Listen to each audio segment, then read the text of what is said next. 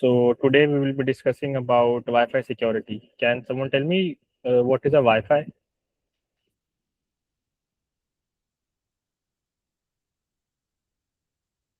What do you understand by Wi-Fi? Or yes, Priyank. A Wi-Fi is a network service provider which works as a router and can provide a network for many devices so that they can operate on the internet and can surf on the internet. Yes, you are correct. But basically, what is Wi-Fi is? Wi-Fi stands for wireless fidelity. It is a wireless networking technology that is based on IEEE 802.11 standard.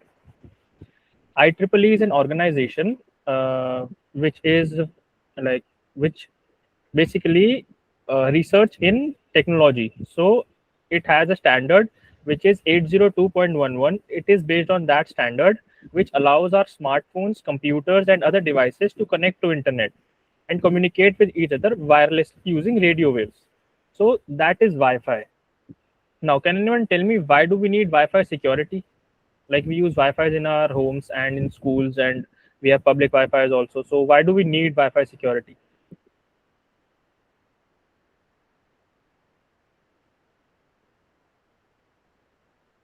Yes, Priyank. We need Wi-Fi security so that the Wi-Fi security does not create a password for malicious files and softwares or malicious users so that they cannot access our devices. Well, yes. Wi-Fi security is essential because we are using internet, and we are using internet via the Wi-Fi network that is present in our homes. So someone malicious or someone unknown that might connect to our internet like Wi-Fi can see what we are surfing on the internet and what is the data that is passing through the Wi-Fi network. So that is the main reason we require Wi-Fi security and securing our Wi-Fi networks.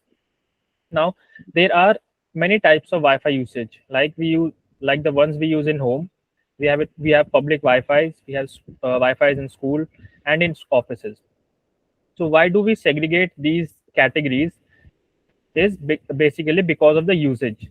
In home, we use every kind of websites, and we surf through a lot of different websites over the internet. On in public Wi-Fi's, we use everything. We have access to each and every part of the internet. In school Wi-Fi's, we don't have access to some category of websites and some part of the internet. We cannot surf and go through some websites on school network and office networks. That is why we have different types of segregation and Wi-Fi usages. In offices, we use certain kind of networks, or you can say a different network which is separate from the internet to store our files or our confidential files of the office that we use for research, or you can say for communication. So that is why we have these kind of segregation. Now, what are common Wi-Fi vulnerabilities? Open or unsecured networks. These are vulnerabilities that are present in open and unsecure networks. For example, in an open or unsecured network, we do not know how many devices are connected, and the devices that are connected are malicious or not, or if some hacker is connected to that internet network. So these are the vulnerabilities that are present on an open or unsecured networks. Weak passwords. Weak passwords are also considered as common Wi-Fi vulnerability because a weak password might be guessed by some other person and can access our Wi-Fi network. Outdated router framework. So router works on some programs. So these programs are known as firmwares. Firmwares might be having a vulnerability, or the way the firmware is written or is coded might have some kind of bug left in it, which can be exploited further to gain access to the Wi-Fi network. So this is also a vulnerability that can be in our Wi-Fi network. No encryption, WEP instead of WPA2, WPA3. We'll come to this later, but we know what is encryption. So if there is no encryption on the Wi-Fi network, our Wi-Fi is vulnerable for attacks. Poor router placement. What do we mean by poor router placement is that we have our Wi-Fi network close to the window, which might include the area outside our house, so that someone else sitting outside our house will get access, or the Wi-Fi network will be in range of their wireless devices. So they might attack from there. So that is why it is known as poor router placement. You must place your router inside your house, which, or you can say, the router's range might not go outside of the house. So we must place the router at the best place. Now, what is WPA2, WPE, WEP, and WPA3? So these are some kind of technologies that we use to encrypt, or we can say to encrypt the passwords that are stored, or that we use to connect our internet network or connect to Wi-Fi network. So WEP stands for Wired Equivalent Privacy. It is used in 1997. This is the oldest version of encryption that was used in wireless networks. It is completely unsafe, and it must not be used in today's networks. Its encryption is incredibly weak. A beginner hacker can crack a WEP password in less than 2 minutes using free software on any laptop. So it is advisable that we must not use this kind of encryption in our Wi-Fi network. Most modern devices will warn you or refuse to connect to it. So we must not use WEP in today's network. Now, what is WPA/PSK? So WPA, or in today's world we use WPA2 and WPA3. So it is not WPA2. Its complete is WPA2/PSK, which is Wi-Fi protected access. It was used in 2003. This was the emergency fix for WEP. Now, what is PSK? It stands for pre-shared key, basically your Wi-Fi password. If we want to connect to a Wi-Fi network, someone, or the owner of the Wi-Fi network, will share a password with us. So that password is known as pre-shared key. Now, it is WPA1 is deprecated and it is unsafe. It was temporary improvement. Hackers quickly found a way to break it using brute force. Brute force is trying millions of password combinations very fast. Our computers are very fast and it can process information at incredibly high speeds. So brute force is one of the methods that uses that kind of computational power to crack the passwords. So hacker find a way to crack those passwords using brute force methods, so that they can gain access to Wi-Fi networks. Now, WPA2 is started from 2004 and it is used currently, and it is set as the global standard. Now, it is secure, but it is aging. It uses AES, Advanced Encryption Standard, which is the same technology used by governments to protect top secret data. That is why here it is mentioned we must use WPA2 or WPA3. It is also vulnerable to attack, which is crack, key reinstallation attack. If a hacker physically close to your router, they can potentially eavesdrop on your data. But WPA3 or WPA3 PSK is more secure than WPA2. As I told you, poor router placement can make your Wi-Fi vulnerable to WPA2/PSK or a crack attack. So we must be mindful of where we place our router. Now, what is WPA3/PSK? It started in 2018, the newest and most secure way of securing or encrypting the network. Now, it is the gold standard of the encryption. It fixes the flaw of WPA2. Even if you choose a weak password, WPA3 makes it much harder for hackers to guess it. It also provides forward secrecy, meaning if a hacker captures unencrypted data today, they can't decrypt it later, even they eventually find your password. Now, there's also one more way which was used, or which you can say is used to connect to a Wi-Fi network, which is WPS. As you might have seen in earlier versions of Android, you have an option to connect via WPS. Now, what is this? What does WPS stand for? WPS stands for Wi-Fi Protected Setup. It was created in 2006 with a simple goal, making it easy for people to connect their devices to their Wi-Fi without having to type a long and complex password. While it eases or makes it convenient for you to connect to the Wi-Fi easily, it also opens a way for hackers to connect to your Wi-Fi network. So, how it works? There are two main ways WPS is used. The push button method. You might have noticed that when you were using WPS method, you have to press the WPS button on your router as well. So this was the push button method which you can use to connect your Wi-Fi network. Well, you press a physical button on your router and a button on your device like a printer or a Wi-Fi extender. Within 2 minutes, they handshake and connect automatically. There's also one more method by which or which hackers exploit to connect to your network, which was the pin method. In WPS, the router has a 8-digit pin printed on a sticker, which was pasted on the router's backside. You can enter this pin to connect to your Wi-Fi. So the major security danger was the 8-digit pin is the biggest weakness of the WPS. The split check. The router does not check all 8 digits at once. It checks the digits in two parts, the first 4 digits and the last 4 digits.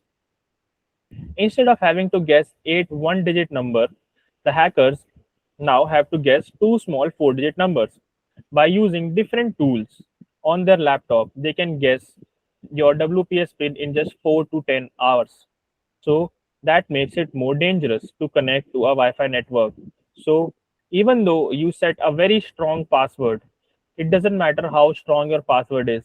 If the WPS is on, your Wi-Fi network is still unsafe and vulnerable to WPS attack. So you must turn this setting off so that no malicious device can be connected to your Wi-Fi network. Now, why do we say public Wi-Fi's are safe, or what are the hidden dangers behind public Wi-Fi? First of all, lack of encryption. There is no encryption enabled on public Wi-Fi, so we must not use public Wi-Fi's. No user authentication. No user authentication is required to access public Wi-Fi's and get access to the internet. You might have seen in some schools or offices or some private networks, you might be pop up with a screen where you have to enter one more set of credentials, which includes a username and a password to get access to the internet. So that kind of adds a one more layer of security before you access internet through their Wi-Fi network. So that is not present on public Wi-Fi. So we must not use public Wi-Fi. Anyone can connect. That this is the major part of the danger that is present on a public Wi-Fi. So we do not know if some hacker or some malicious person or a person with some malicious intent is connected to that public Wi-Fi.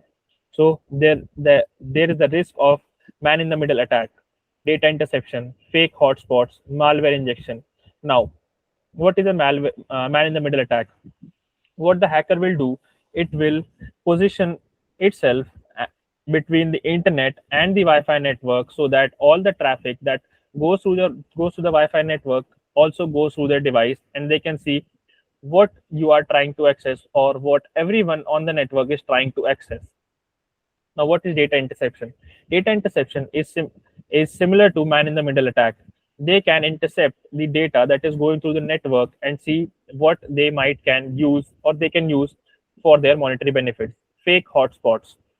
They can create fake hotspots of the same network so that people can connect to it and they can serve the internet via those fake hotspots so that they can use their data and see what you are surfing through. Malware injection. So if you connect to a fake hotspot or a public Wi-Fi, they can also send a malware through that internet or through that Wi-Fi to your devices, and your devices will get hacked. So we must check and use VPNs before connecting to a Wi-Fi or a public Wi-Fi. As you can see, here is the image. This image shows how a hacker can create or connect to your network. See here, this is a router which is connected to several devices. What hacker does, he creates a rogue access point. AP stands for access point. Access point is similar to a router. So hacker creates a rogue access point which is now connected to your network. And now this network is poisoned by the hacker's laptop. Now you can see this rogue access point can connect to each and every single device in the network. So that is why it is advised to position your router away from the windows, and you must not connect to any kind of rogue or similar access points. Safe practices for public Wi-Fi. Always use a VPN.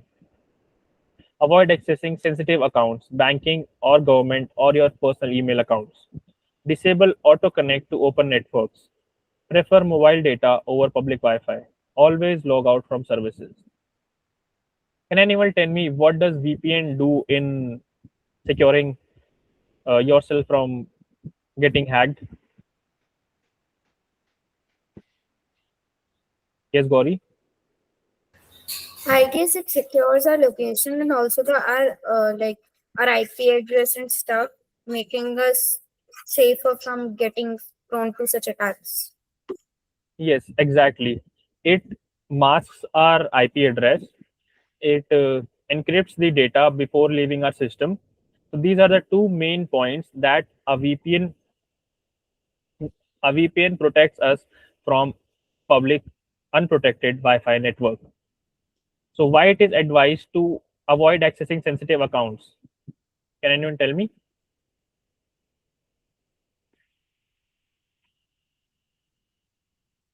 Okay, so it is advised to avoid connect accessing sensitive accounts because if we are not using VPN, our data is sent in packets, and that those packets might be accessible to someone with a malicious intent and can access the data that is going through the internet or going through the network.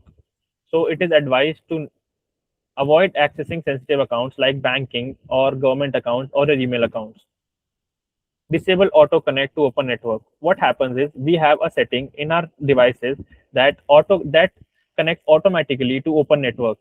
We must avoid connecting to open networks because those might be rogue networks or rogue access points which might send malware to our devices, or we can be a victim of a man in the middle attack or data interception. So we must disable auto connect to open networks. We must prefer mobile data over public Wi-Fi. We must use, my bad. We must use mobile data that is present in our devices to access internet rather than public Wi-Fi. We must use public Wi-Fi if it is very, very necessary or if there's no alternative to using internet via other sources. So we must use mobile data or prefer mobile data over public Wi-Fi. Always log out from services. Don't keep your accounts logged in your devices while accessing your accounts in on public Wi-Fi. You must log out from those services so that even if the authentication token, as we have discussed in earlier sessions, authentication token is stolen, it will invalidate it as you have already logged out from that service, and that authentication token is now become invalid. So even if they have stolen your authentication token, they will not be able to access your accounts. So these are some safe practices that you must follow for public Wi-Fi. We can also simplify our life by with password managers. We have also discussed that here are some common examples that we can use as password managers, which will help us generate strong passwords and store them securely. We'll be able to sync our password across devices, and we just have to remember one master password. Now, what are the components in a home network? First of all, it is router. Then comes the SSID. SSID is your Wi-Fi's name. And then encryption protocol. Encryption protocol is WPA2 or WPA3, as we've discussed earlier. So these are the components of a home network. Now, what are the risks if we left it unprotected? Bandwidth theft, personal data leakage, access to smart home devices. In today's world, we have a lot of smart devices, like we can connect the fan, ACs, and washing machines and whatnot to the internet or to our home network, which we can access through a click of button on our devices. So, if our Wi-Fi if our Wi-Fi got hacked or someone else can access it, they can also control it by that. So we must be mindful of our Wi-Fi network and we must not leave it unprotected. Now, what is bandwidth theft? Bandwidth theft is you are paying for a Wi-Fi network, and if someone else connected to a Wi-Fi network is using it, then they are stealing your bandwidth. So that is what is known as bandwidth theft, or you can say they are using your Wi-Fi for free, but you are paying for it. That is known as bandwidth theft. Personal data leakage. If someone else is connected to your Wi-Fi network and they are accessing your network and they are sniffing through your packets or the data packets that are sent in your network, your personal data might be leaked and you will not even get to know about it. Now, how to secure your home network? Change your default admin username and password. Enable WPA3 encryption or WPA2 if WPA3 isn't available. Disable WPS, Wi-Fi protected setup. Regularly update router firmware. Use a strong Wi-Fi password. Hide SSID if not needed for guests. So these are some steps that you can use to secure your home network. First of all, there is an user interface that is available to you to change the settings, or you can access the Wi-Fi configurations via that UI, or you can say via that portal. So you have to change the admin username and password that is by default given to you by your internet service provider or the person who has set up your Wi-Fi router in your home. So you have to change that username and password and set your own custom so that no one else can access it. Now, after that, you have to enable WPA3 encryption on your device from that portal. If WPA3 isn't available, you can use WPA2. After that, you have to disable WPS or Wi-Fi protected setup from that portal, which will make your home network more secure. Regularly update your router framework. Reg- Updating firmware regularly will patch the vulnerabilities that might be there in your firmware or which can be exploited to get access to your home network. So regularly update your router firmware. Use a strong Wi-Fi password. Cracking a strong Wi-Fi password will take millions of years, so we must set a strong password for our Wi-Fi so that it cannot be accessed by others. Hide SSID if not needed for guests.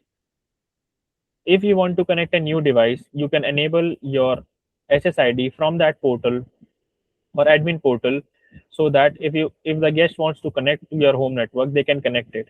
After that, disable it, because once you're connected to your home network, your device will automatically connect to it even if the SSID is not available in the search list, or if it is not saved. Oh, sorry, it is if it is saved on your device. So you can hide your SSID if it is not needed for guest. Now, guest network for home. What is a guest network? Can anyone tell me?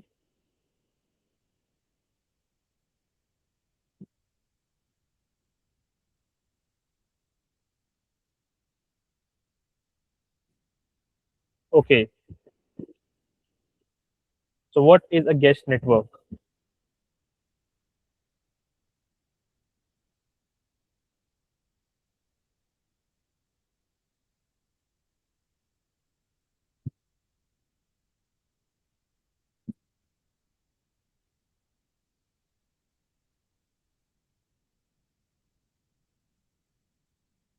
So guest network is an isolated different network created inside your home network, which allows limited access and limited permissions in that network. For example, let's say you have a home Wi-Fi network and you want to create a guest network inside it.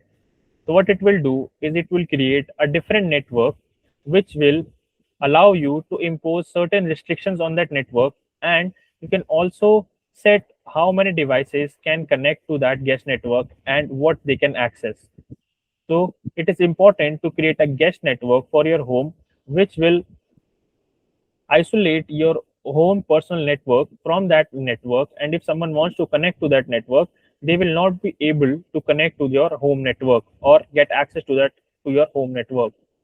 So if you want to connect someone, or you if you there's a guest in your house, you want to and they want access to your Wi-Fi, so you can create a guest network and give the credentials for that, so that you don't have to give access to your home network.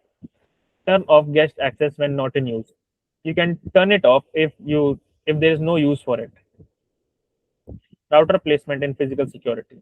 Place in a central location. Better coverage, less external exposure, which will help you a lot, as it will shorten the range for outsiders and it will improve the bandwidth quality for your devices. So place in a central location. Avoid placing it near windows or external walls, as Wi-Fi network, or you can say the Wi-Fi range travel through the walls, so it is not advised to place it near external walls. You must place it centrally or near to your center of the house, so that the range equally expands through your house and not exceed the range of your house. So that is why it is advised to avoid placing it near windows or external walls. Secure physical access to your router, especially if in shared housing. Keep your routers physically away from outsiders, or if there is a shared housing, you must keep it in secure places so that they do not have physical access to the router. They might reset it using the buttons that are present on the router, and all the settings that you have done or configurations that you have performed might be deleted by that reset. So we must secure the physical access to the router. Parental controls and device monitoring. Use built-in parental control for kids. Monitor connected devices via router dashboard. Limit unknown devices. Regularly check device list or connected devices.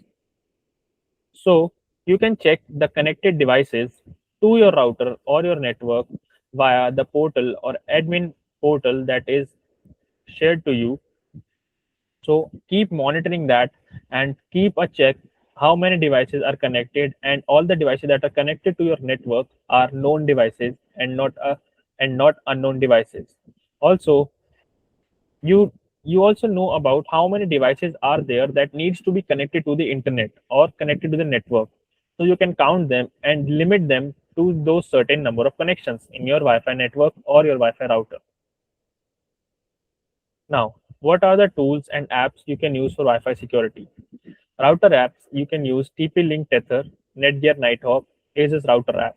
So these are some router apps that you can use for a Wi-Fi security.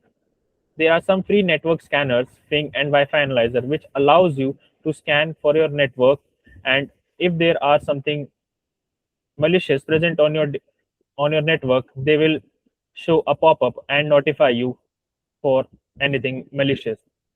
Now, VPN tools. You can use Proton VPN, Windscribe, and NordVPN free plans to access internet by using these services.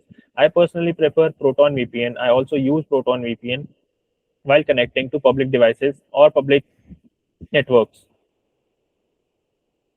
Now, it's time for interactive quiz. What is the biggest risk of using public Wi-Fi without any protection?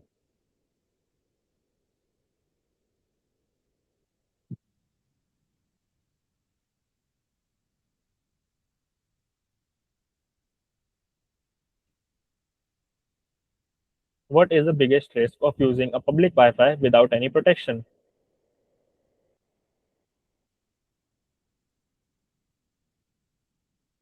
So the biggest risk of using a public Wi-Fi without any protection is our data might get leaked, or we might not know what are the devices connected to it, and if a hacker is connected, they can access our data, or they can sniff our packets or data packets that are going through the network. So that is the biggest risk of using a public Wi-Fi without any protection. We must use a VPN while using a public Wi-Fi network. What is the most secure Wi-Fi encryption standard for home use?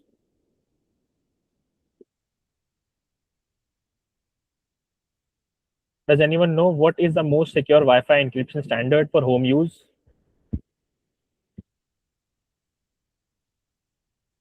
Yes, WPA2, and there's one more.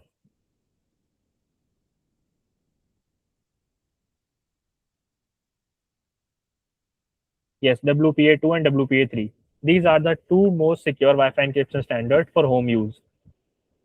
What should you do to protect your home Wi-Fi network?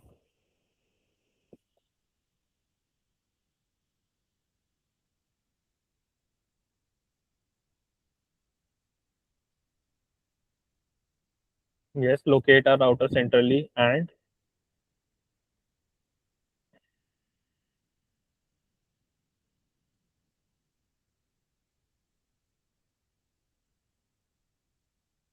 Priyank, do you know what you should do to protect your home Wi-Fi network? Yes, sir. Yes, Priyank. We can use our WPA3 encryption so that they are the most encrypted. If the WPA3 encryption is not available, we shall at least use the WPA2, and we can ensure that we don't have WPS on. We also have to take the step of changing the Wi-Fi router and password so that the person who set it up the Wi-Fi for the first time does not have access to it now, and we can turn off SSID if guests don't arrive constantly at our house.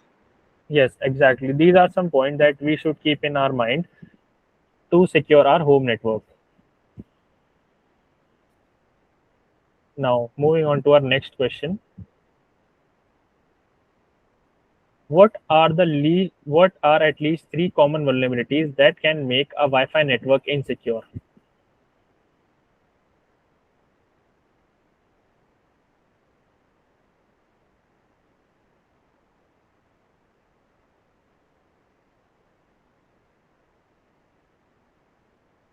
What are the common vulnerabilities that can make our Wi-Fi network insecure?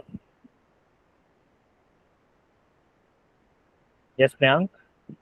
Using an older encryption system such as a WEP or a WPA, having the SSID on, having the Wi-Fi near the window, not changing the name password of the Wi-Fi after the first setup of the Wi-Fi, not updating the firmware regularly are some uh, risks, are some things we have. If we don't do, we can make our Wi-Fi more vulnerable.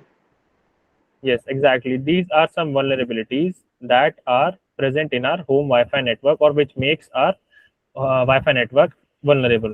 Yes, weak passwords are also uh, included in those vulnerabilities. So weak passwords and poor encryption and poor location of the Wi-Fi. So these are some things that can make our home Wi-Fi network insecure. What are specific risks associated with using public Wi-Fi and how can they lead to a security breach?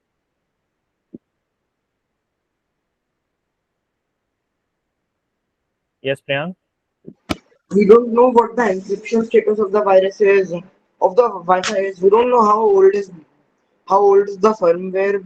We definitely don't know who all people are accessing the Wi-Fi. So it is not really recommended to use public Wi-Fi's which are new to use because they can contain older encryption methods which make the files easily uh, decodable, and they can also have malicious users online which can increase the threat of malicious Yes, harms to your computer. yes, exactly.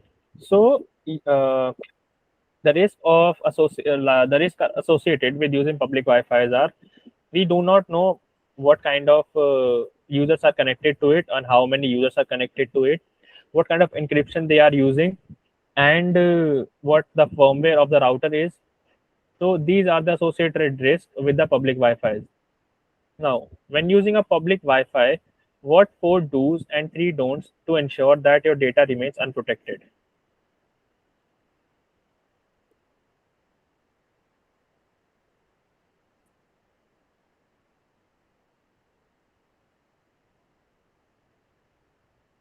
So the do's and don'ts are: check if the network requires a username and password, turn off the option to automatically connect to networks from your device, turn off Bluetooth when you are not using it, and especially when you are in public places.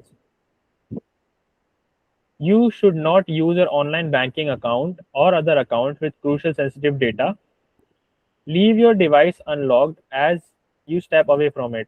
Don't do that because you might not know someone might access your device.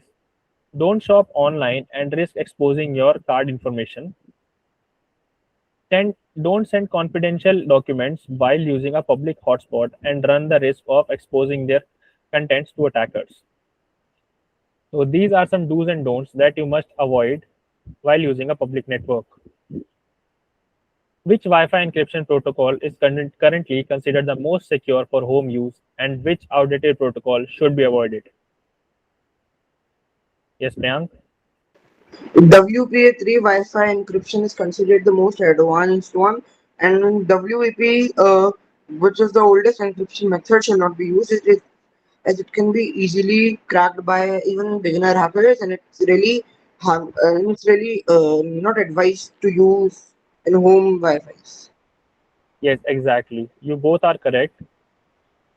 We must avoid using WEP and WPS on our Wi-Fi network, and we must use WPA2 in our or WPA3 in our home networks. Now, what are the primary components of a home component or home Wi-Fi network that need to be managed for better security? Yes, Priyank?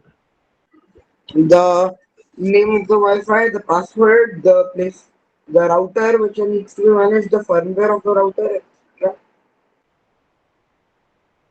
Yes, we must check the router, the SSID, and the firmware, and a password. So these are the components that must be managed to secure our home Wi-Fi network. How does using a password manager simplify security for a user who needs to manage multiple strong unique passwords? Yes, Priyank?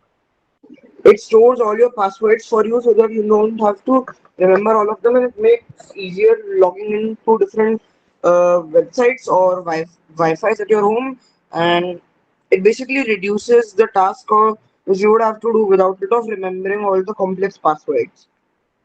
Yes, exactly.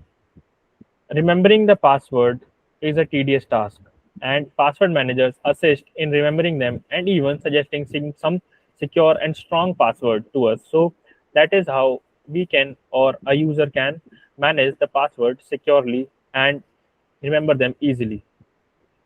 Beyond changing the Wi-Fi password, what administrative changes should be made to a router to secure a home network?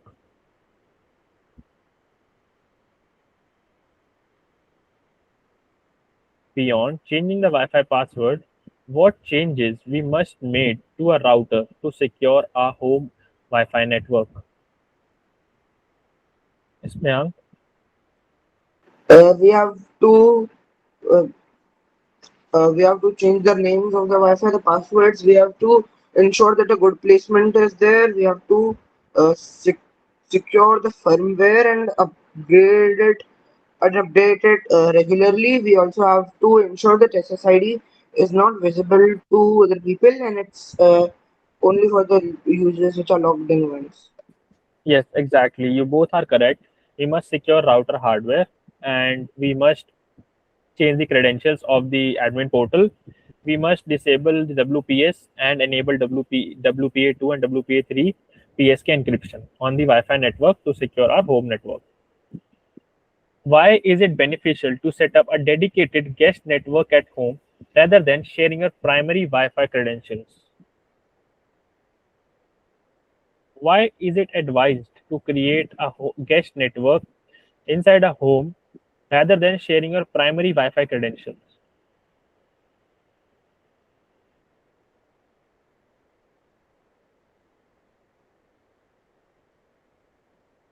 Yes, to reduce permissions. Yes, and prevents this, which prevents misuse. Also, if they have a malicious intent of accessing the data that you are surfing through the internet, they will not be able to do that as well. So it is advised to use a guest network rather than giving them a primary Wi-Fi credentials. Now, how can physical placement of a router impact the security and coverage of the networks? Yes, Gauri. If the router is placed somewhere externally or is placed in the range of an external person, then that person can also use our Wi-Fi and can compromise our security. Yes, exactly.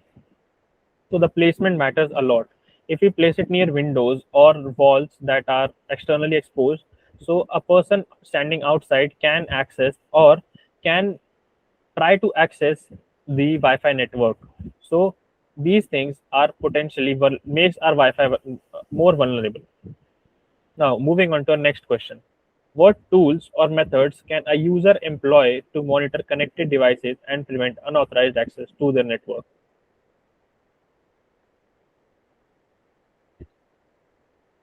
What tools or methods can a user use to monitor the connected device and prevent unauthorized access to their network?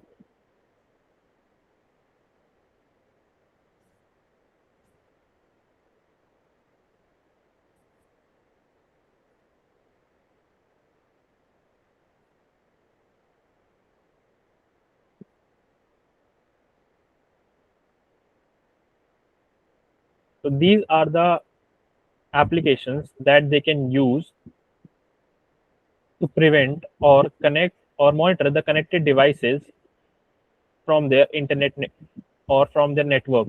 So these are things.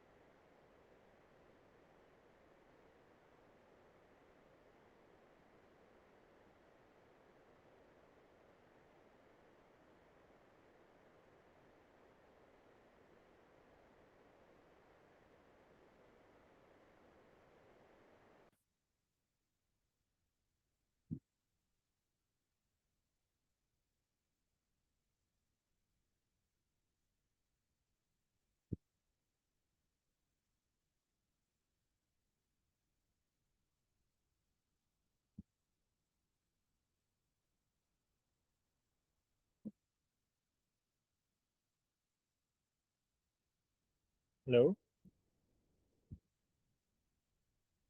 sorry guys for abrupt disconnection. There was a power problem at my place, so I'm sorry for that. So we were discussing about the tools that we can use to monitor the connected devices and prevent the unauthorized access to our network. So those applications are Ping and Wi-Fi and Analyzer. Also, we can use the default admin portal that is provided by the internet service provider or the router itself. So we can use that to monitor the devices connected to our network and and prevent the unauthorized access to our network.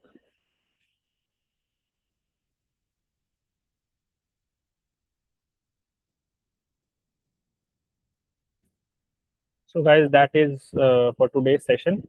Before ending it, let's discuss the what are the key takeaways for today's session. Public Wi-Fi's are risky. Use VPN and avoid sensitive tasks using the public Wi-Fi's. Home Wi-Fi must be password protected and encrypted.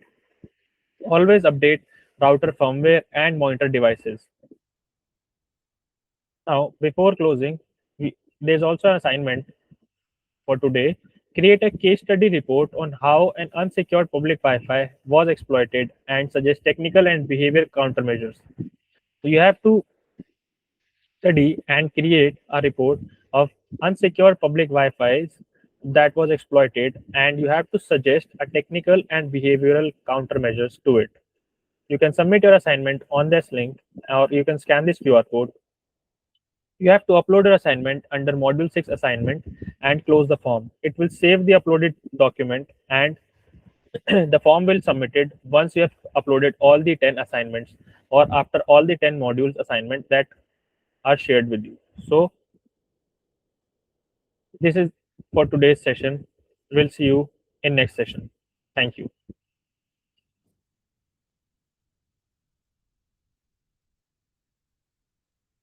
Thank you, Gauri. Thank you for joining.